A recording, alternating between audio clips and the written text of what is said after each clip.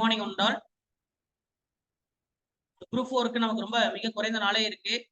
இன்னைக்கு வந்து ஸ்டடி பிளானை நம்ம டிஸ்கஸ் பண்ண போறோம்.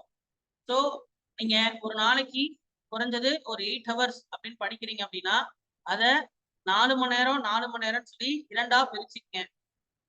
சரிங்களா? ஒரு 4 மணி நேரம் அப்படின்றது நீங்க வந்து 125 மார்க்குக்கு டைம் ஸ்பெண்ட் பண்ணணும். இன்னொரு 4 மணி நேரம் அப்படின்றது 75 மார்க்குக்கு நீங்க டைம் ஸ்பெண்ட் பண்ணணும். சரிங்களா?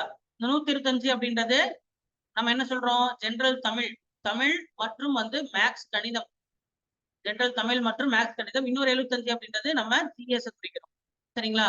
அது அன்னைக்கு வந்து என்ன எல்லா எல்லா சப்ஜெக்டையும் அன்னைக்கு நம்ம 4 படத்துல படிச்சிட முடியாது. 2 சப்ஜெக்ட் மினிமம் 2 சப்ஜெக்ட். சரிங்களா? இல்ல ஃபுல்லா ஸ்பெண்ட் பண்றீங்க ஒன்னா ஒரு ரிவிஷன் முடிச்சு விட்டுறலாம் அப்படின்னா அது அந்த 4 மணி நேரமும் அந்த ஒரு சப்ஜெக்டே படிச்சிருங்க. சரியா? 4 மணி நேரமும் ஒரு சப்ஜெக்டே படிச்சிருங்க. சார் எப்ப காலையில படிக்கலாமா, சாயந்தரம் படிக்கலாமா, நைட்டு படிக்கலாமா? அது ஒவ்வொருத்தருக்கும் மாறும். ஒவ்வொருத்தருக்கும் மாறும். நம்ம வந்து எல்லாரையும் கரெக்டா 5 மணி எந்திரி 4 மணி எந்திரிச்சு படிங்க அப்படின்னு நம்ம சொல்ல முடியாது. சரிங்களா? ஒவ்வொருத்தருக்கும் டைம் மாறும். நான் ஐடியல் டைம் தான் 8 ஹவர்ஸ்ன்னு சொல்றேன். ஐடியல் டைம் நீங்க அது எப்படி வேணா பிரிச்சுக்கலாம். நீ காலையிலேயே நான் படிச்சு முடிச்சிடறேன் சார் அப்படின்னு பண்ணாலும் சரி. இல்ல சார் நான் வந்து நைட்டு தான் படிப்பேன். நான் 2 மணி நேரம் நைட் படிக்கிறேன் சார் அப்படின்னாலும் சரி. அது உங்க விருப்பம். ஆனா எனக்கு 8 மணி நேரம் வந்தாகணும். குறைஞ்சது மினிமம் 8 மணி நேரம் வந்தாகணும். அந்த 8 மணி நேரத்தை நீங்க என்ன பண்ணிருக்கணும்? 2 பிரிச்சிருக்கணும். அதுல மாற்றுறது கிடையாது. இந்த தமிழ் அப்படின்றது நம்ம ஆல்ரெடி வந்து டார்கெட் 125 அப்படின்னு சொல்லிட்டு நம்ம என்ன பண்ணிட்டு இருக்கோம்? டார்கெட் 125 டெஸ்ட் போயிட்டு இருக்கு. அதுல இன்னும் 7th மற்றும் 8th ஃபுல் டெஸ்ட் அப்படின்றது என்ன இருக்கு? 7ஆம் வகுப்பு மற்றும் 8ஆம் வகுப்பு பொதுத் தேர்வு அப்படின்றது இருக்கு. ஸோ அந்த டெஸ்ட் வந்து நீங்க புதன்கிழமை எழுதிட்டு வரீங்க. அது அப்படியே கண்டினியூ ஆகட்டும். சரிங்களா? அதுல எந்த மாற்றங்களும் கிடையாது. சரிங்களா? அடுத்தது இப்போ நமக்கு போர்ஷன்ஸ் முடிஞ்சதுனால போர்ஷன்ஸ் நடத்தி முடிச்சதுனால நம்ம வந்து என்ன செய்ய போறோம் அப்படின்னு கேட்டீங்கன்னா முதல்ல நம்ம என்ன செய்ய போறோம் அப்படின்னா இப்போ உங்களுக்கு ஒரு புது டைம் டேபிள் கொடுக்க போறேன். இப்போ நான் உங்களுக்கு ஓரலா வந்து சொல்லிடுறேன். ஓரலா வந்து என்ன டெஸ்ட் வரப்போகுதுங்கிறது ஓரலா நான் சொல்லிடுறேன். அதுக்கான டைம் டேபிள் நான் உங்களுக்கு பிடிஎஃபா நான் உங்களுக்கு சென்ட் பண்ணி விட்டுறேன். டைம் டேபிள வந்து நான் பிடிஎஃபா உங்களுக்கு சென்ட் பண்ணிடுறேன். ஸோ அதுக்கேற்ற மாதிரி நீங்க பிளான் பண்ணுங்க. எல்லாமே ரிவிஷன் டெஸ்ட் தான். எல்லாமே திருப்புதல் தேர்வு. எல்லாமே என்ன தேர்வு? திருப்புதல் தேர்வு. சரிங்களா? திருப்புதல் தேர்வு கடைசியா முழு மாதிரி தேர்வு. முழு மாதிரி தேர்வு ஃபுல் மார்க் டெஸ்ட் அப்படின்றது வரும். திருப்புதல் மற்றும் முழு மாதிரி தேர்வு. இந்த முழு மாதிரி தேர்வு அப்படின்றது நீங்க ஜூன் மாதத்துல எழுத போறீங்க. எப்ப எழுத போறீங்க? ஜூன் மாதத்துல எழுத போறீங்க. அது 2 3 நமக்கு நேரம் பொறுத்து நம்ம என்ன பண்ணிக்கலாம்? நேரம் கருதி பார்த்துக்கலாம். 1 1 3 7 அப்படின்ற மாதிரி கூட வச்சுக்கலாம். சரியா? 1ஆம் தேதி 3ஆம் தேதி 7ஆம் தேதி அப்படின்ற மாதிரி கூட நம்ம பிக்ஸ் பண்ணிப்போம். ஓகேங்களா? அடுத்தது ரிவிஷன் டெஸ்ட். ரிவிஷன் டெஸ்ட்ங்கிறது நமக்கு இன்னையில இருந்து சரியா? இன்னைக்கு வந்து 12th சரிங்களா? நாளைக்கு கிளாஸ் கிடையாது. நாளைக்கு கிளாஸ் கிடையாது. ஓகேங்களா? அப்போ 13ஆம் தேதி இருந்து சரியா? ஃப்ரம் டேட் 13 மே டு சரிங்களா? மேக்கு 31 இருக்கா? ஆமா 31 இருக்கு. அப்போ 31 13 மேல இருந்து 31 மே 13 மே டு 31 மே சரிங்களா? சோ இந்த டைம் பீரியட்ல நீங்க என்ன ரிவிஷன் பண்ண போறீங்க அப்படின்றத நம்ம பார்க்கணும். சரியா? சோ கிளாஸஸும் அதுக்கேற்ற ரிவிஷனா தான் இருக்கும். சரியா? டெஸ்டும் ரிவிஷன் தான். கிளாஸும் என்னவா தான் இருக்கும்? ரிவிஷனா தான் இருக்கும். சரிங்களா? அதோட டைமிங் வந்து மார்னிங் வந்து 10:30 டு யூசுவலா 10:30 டு 1 PM அப்படின்னு கூட இருக்கலாம். சரிங்களா? மதியம் கிளாஸஸ் இருக்காது. அதே மாதிரி சாயந்தரம் உங்களுக்கு 7 to 9 PM அப்படின்னும் இருக்கலாம். 7 to 9 PM இருக்கலாம். அதனால நீங்க தாராளமா நீங்க என்ன பண்ணலாம்? ரிவிஷன் கிளாஸ் இருக்குன்னா நீங்க மத்த நேரத்தை நீங்க படிக்கிறதுக்கு யூஸ் பண்ணிக்க முடியும். கிளாஸஸோட டைமிங் வந்து கம்மியா இருக்கு. சரிங்களா? சோ அதை நீங்க ரிவிஷன் பண்றதுக்கும் டெஸ்ட் எழுதுறதுக்கு கூட நீங்க அன்னைக்கே கூட யூஸ் பண்ணிக்கலாம்.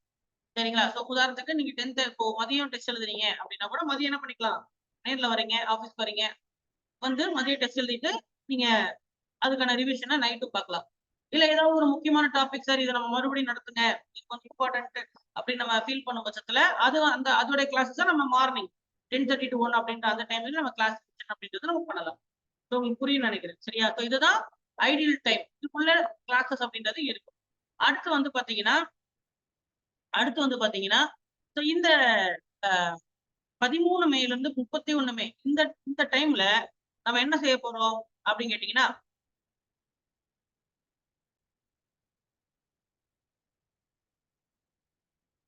அப்ப இந்த டைம்ல நம்ம என்னென்ன டெஸ்ட் பிளான் பண்ண போறோம்னா ஃபர்ஸ்ட் நல்லா கவனிங்க. இலக்கணம். சரிங்களா? தமிழ் அறிஞர்கள் முதல்ல வந்து தமிழ் அறிஞர்கள். சரிங்களா? பகுதி இ பகுதி பகுதி அதாவது இப்ப நீங்க எழுத போற டெஸ்ட் எல்லாமே 200 கேள்வி. இது தெரிஞ்சுங்க, நீங்க எழுத போற டெஸ்ட் எல்லாமே 200 கொஸ்டின்ஸ்.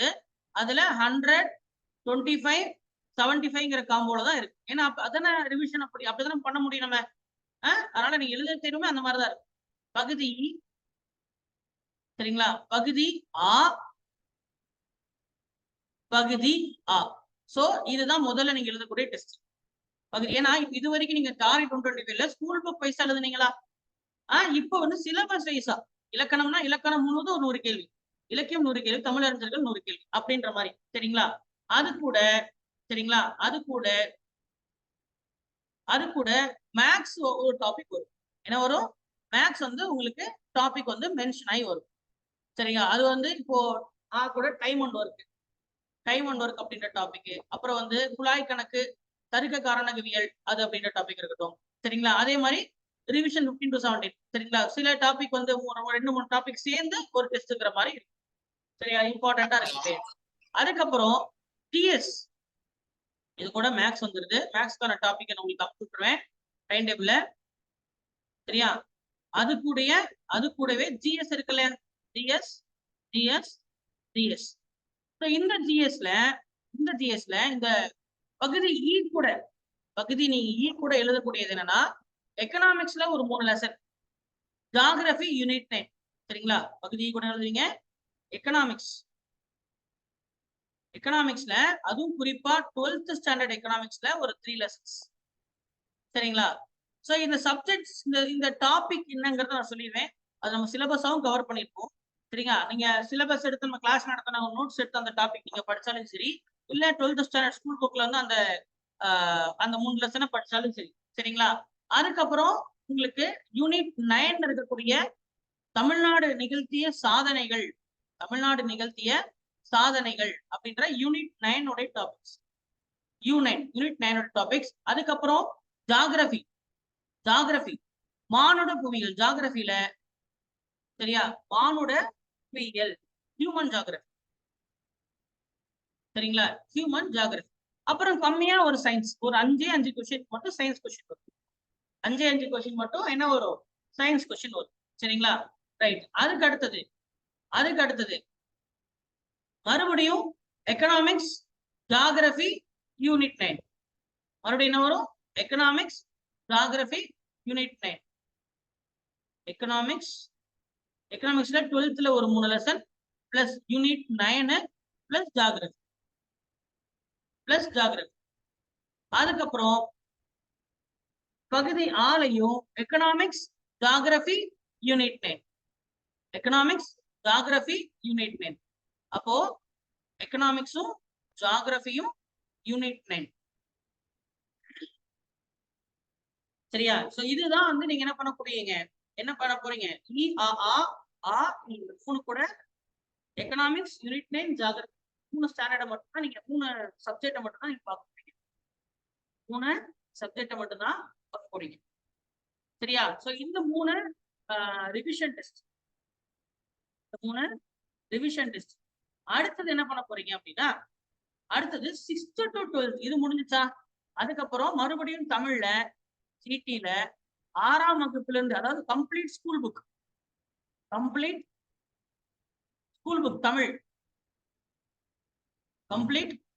தமிழ், அதுக்கப்புறம் மேக்ஸ் ஃபுல்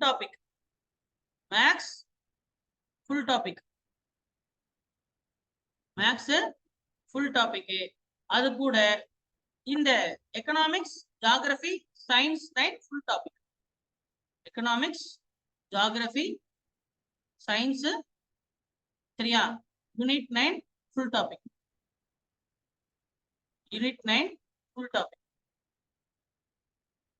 இந்த ஒரு டெஸ்ட் இருக்கு சரிங்களா. ரைட். அதுக்கப்புறம் ஹிஸ்டரி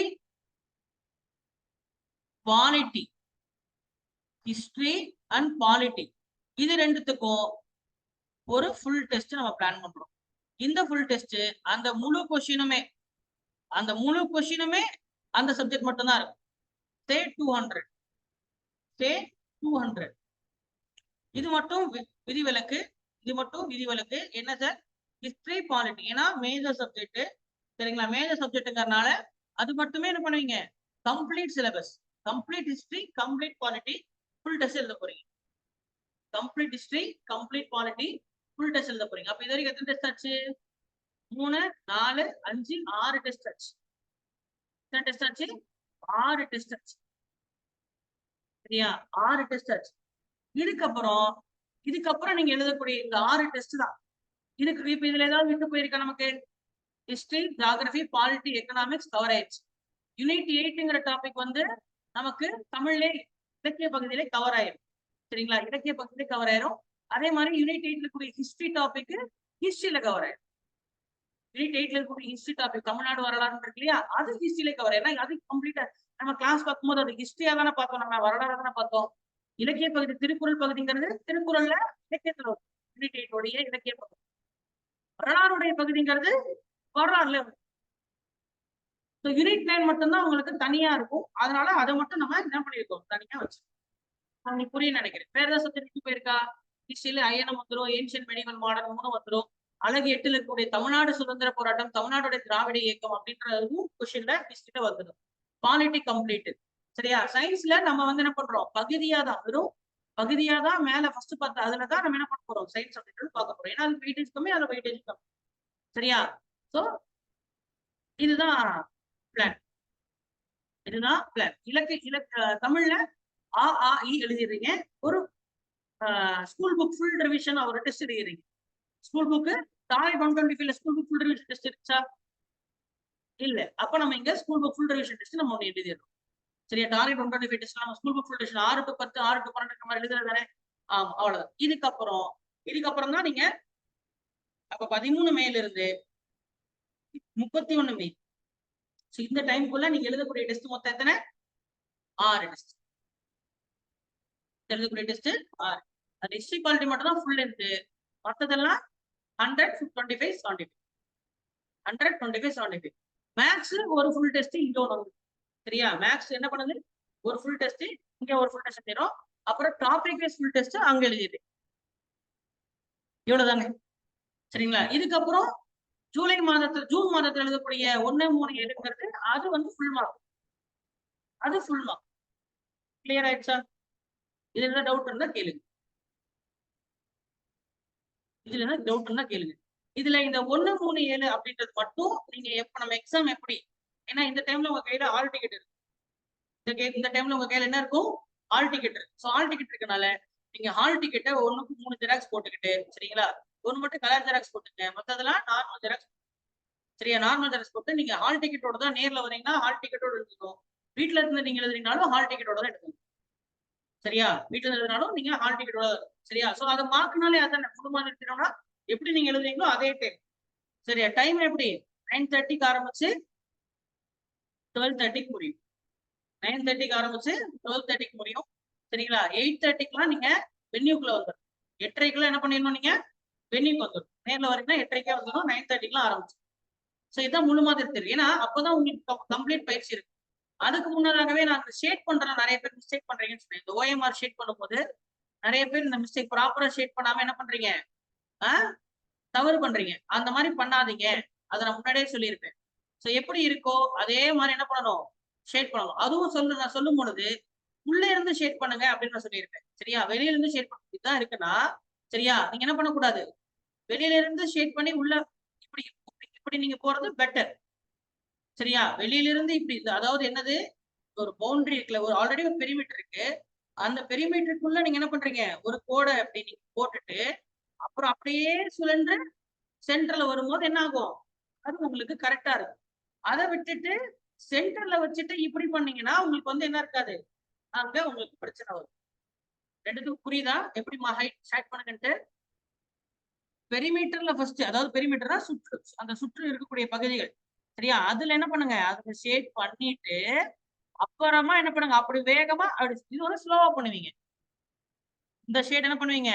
வெளியில இருந்து பண்ணும்போது ஸ்லோவா பண்ணிட்டு அப்புறம் என்ன ஆயிடுச்சு? அப்புறம் வந்து ஃபாஸ்டா ஒரே ஷேட். அவ்வளவு. அது பண்ணும்போது உங்களுக்கு கரெக்டா. ஏன்னா OMR sheet, original OMR sheet எடுத்து பாத்தீங்கன்னா அது அட்டை தான். அதுல நீங்க குழி போட்டீங்கன்னா பின்னாடி சைடுல அப்படியே பொத்தல் விழுந்த மாதிரி உங்களுக்கு பின்னாடி தடவி பார்த்தீங்கன்னா உங்களுக்கு என்ன இருக்கும், அமுங்கி இருக்கும். அப்ப அந்த இடத்த நம்ம குழி பண்ணி விட்டுறோம். சரிங்களா? அதனால ப்ராப்பரா என்ன ஆகும், விழும். சரிங்களா? ப்ராப்பரா விழும். அதே மாதிரி வந்து டைம்க்குள்ள கம்ப்ளீட் பண்ணணும். டெஸ்ட் வந்து டைம்க்குள்ள கம்ப்ளீட் பண்ணணும். டைம் வந்து என்ன பண்ணக்கூடாது, அவர் வந்து நீங்க தாண்டக்கூடாது. 3 ஹவர்ஸ் அப்படின்றது. ஏன்னா இது எல்லாமே 3 ஹவர் டெஸ்ட் தான்.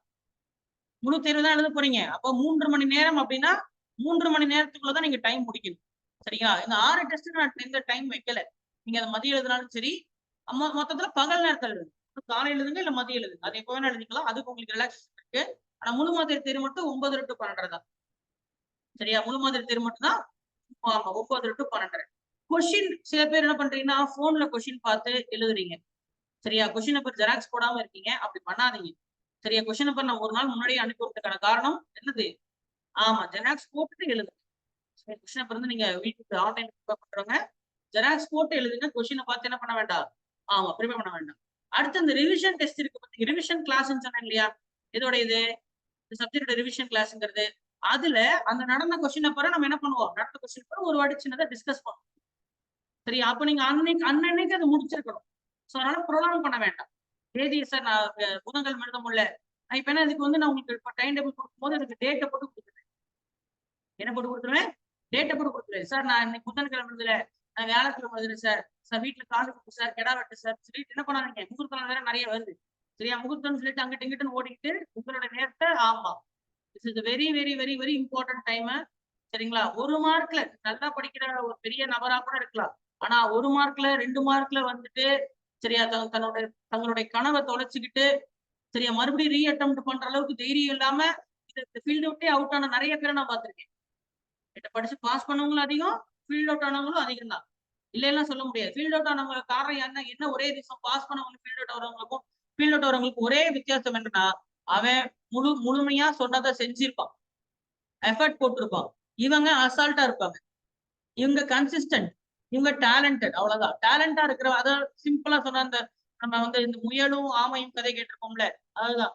முயல் என்னதான் வேகமா ஓடக்கூடிய நபரா இருந்தாலும் அதை கன்சிஸ்டன்டா ஃபாலோ பண்ணலன்னா அது தோத்துதான் போகும். என்னதான் நீங்க வந்து பெரிய டேலண்டடான ஒரு நபரா இல்லைனாலும் கன்சிஸ்டன்டா சார் சொல்லக்கூடிய ஹோம்ஒர்க் பண்றது, டைம் நீங்க மேனேஜ்மெண்ட் பண்ண, டைம் மேனேஜ் பண்ணி கிளாஸை கரெக்டா அட்டன் பண்ணி நோட்ஸை கரெக்டா ரிவிஷன் பண்ணி எழுதுறவங்க ஆம வேகத்துல போனீங்கனாலும் கட்டாயம் பாஸ் பண்ணிடலாம். குரூப் 4 பாஸ் பண்றதுக்கான ஒரே கீ டு சக்சஸ் என்னன்னு கேட்டீங்கன்னா கன்சிஸ்டன்ட் தான். நீங்க 8 மணி நேரம் படிக்க சொல்லியிருக்கேனா, இன்னையில இருந்து கரெக்டா இவ்வளவு நாள் போனாலும் கூட போகும். இனிமே படிக்கிறதாவது அந்த கரெக்டா என்ன பண்ணுங்க, 8 மணி நேரம் குறைஞ்சது படிங்க. 4 நாளா பிரிச்சுக்க, 4 நாளா பிரிச்சுக்க. சார் எனக்கு தமிழ்ல ரொம்ப கொஞ்சம் வீக்கா இருக்கு, தமிழ்ல மார்க் கம்மியா இருக்கும்னு எனக்கு பயமா இருக்கு.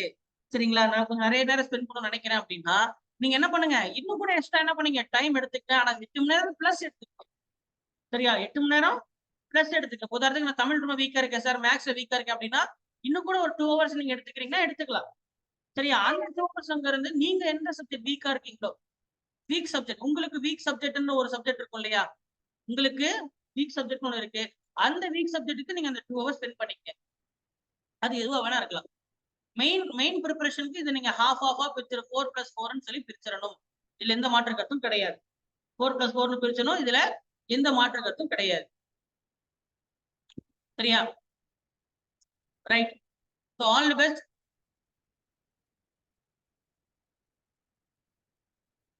உங்களுடைய உழைப்பு தான் வெற்றிக்கான ஒரே வழி. சரியா? உழைப்புக்கான கூலி கட்டாயம் கிடைக்கும். சரியா? உழைப்புக்கான கூலி கட்டாயம் கிடைக்கும். யாரும் விட்டு போய் நான் பார்த்தது கிடையாது. நீங்க சில்லி மிஸ்டேக்ஸ் பண்ணாம இருந்தா சரி. சரியா? கொஸ்டின் ஆன்சர் பண்றதுக்கு முன்னாடி ஒரு 1 second take time before keeping your hands in the OMR. Take time, ஒரு செகண்ட் டக்குன்னு ஆன்சர் பார்த்தோன்னா போகாம, ரைட் ஓகே இதுதான் சி தான் அப்படின்ற மாதிரி பண்ணி பழகு. இந்த கொஸ்டின் 31 ஓகே, டி தான் ஓகே அப்படின்ற மாதிரி நீங்க பண்ணும் பொழுது சரிங்களா, ஒரு நிதானத்தோட நீங்க ஆன்சர் பண்ணணும். அதே மாதிரி சார் ஒரு ஆர்வத்துல நான் முன்னாடி 3 மணி நேரம் டெஸ்ட் நான் 1.5 மணி நேரத்துல முடிக்கிறேன், 2 மணி நேரத்துல முடிக்கிறேன், யாரும் உங்களுக்கு வந்து சீக்கிரம் முடிச்சேங்கிறதுக்காக அவார்டு ஒன்றும் கொடுக்க போறது கிடையாது. அவார்டு ஏதாவது கொடுக்குறாங்களா சீக்கிரம் முடிச்சீங்க, எக்ஸாம் ஹால் விட்டு வெளியிலே அனுப்ப மாட்டாங்க முதல்ல. சரியா? 3 மணி நேரம் எக்ஸாம் 3 மணி நேரத்துல முடிங்க. சரியா? 3 மணி நேரம் எக்ஸாம் 3 மணி நேரத்துல படிங்க. அவசரம் முடிச்சீங்க, எந்த ட்ரெயினை பிடிக்க போறீங்க? எந்த ட்ரெயினையும் பிடிக்க போறது கிடையாது. So take time. அந்தந்த பேஸ்ல அந்த எக்ஸாம் எழுதுங்க. அந்தந்த எக்ஸாமுடைய பேஸ்ல நீங்க என்ன பண்றீங்க? ஆமா. சரிங்களா? ரைட். ஸோ அதுக்கப்புறம் எக்ஸாம் ஹால்ல என்ன பண்ணணும் அப்படின்றத பத்தி நான் உங்களுக்கு இந்த மார்க் டெஸ்ட் எழுத போறதுக்கு முன்னாடி ஜூன்ல நான் உங்களுக்கு வந்து சொல்றேன். சரியா? இந்த இந்த 6 டெஸ்ட் முடிஞ்சதுக்கு அப்புறம் what to do in the exam hall, how to face அப்படின்ற மாரி நம்ம என்ன பண்ணலாம். அப்போ வந்து உங்களுக்கு ஒரு சின்ன ரொம்பலாம் இல்ல, ஒரு 15 மினிட்ஸ் போதும். அத பத்தி நம்ம அப்ப பேசுவோம். ஓகேவா? அத நீங்க கரெக்ட்டா பண்ணீங்கனாலே என்ன பண்ணலாம். இன்னுமே இதுவரைக்கும் பாஸ் பண்ணி போனவங்க வந்து, சரி இதுவரைக்கும் பாஸ் பண்ணி போனாங்க சார். நான் எல்லா எக்ஸாமும் நீங்க சொன்ன அந்த மெத்தட நான் ஃபாலோ பண்றேன் சார். அப்படின்னு இன்ன வரைக்கும் சொல்லியிருக்காங்க. சரியா? எல்லா எக்ஸாமும் நான் ஃபாலோ பண்ணேன் சார். ரொம்ப யூஸ்ஃபுல்லா இருக்கு சார் சொல்லி எக்ஸாம் ஹால் மெத்தட். சரியா? இன்ன வரைக்கும் சொல்லியிருக்காங்க. இப்ப பார்க்கும்போது என்ன சொன்னாங்க, சார் நீங்க அப்ப சொன்னீங்க சார். நான் அத வந்து நான் அப்ப செஞ்சேன் சார். ரொம்ப யூஸ்ஃபுல்லா இருக்கு சார். தான் இதுவரைக்கும் சொல்லியிருக்காங்க. ஆனா அந்த எக்ஸாம் ஹால்ல என்ன பண்ணணும் அப்படின்றத நம்ம அப்ப பார்ப்போம். நீங்க அப்ப அத செஞ்சா போதும். இப்ப ஒண்ணும் செய்யணும்ன்ற ஒரு அவசியம் இல்ல. சரியா? Right okay.